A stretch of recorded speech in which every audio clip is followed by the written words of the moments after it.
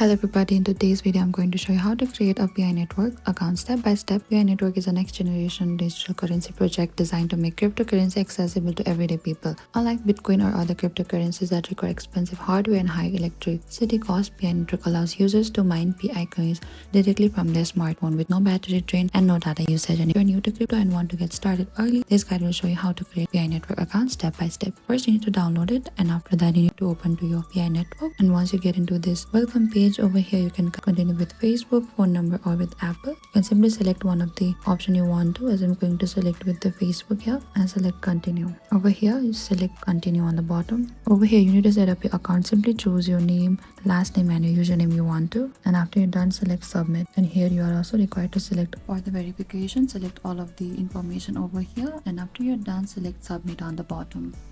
And that's it. That's how I can create PI network account step by step. If this guide helped you, don't forget to like, subscribe, and if you have any trouble or confusion, please comment down below and we will reach out to you very soon.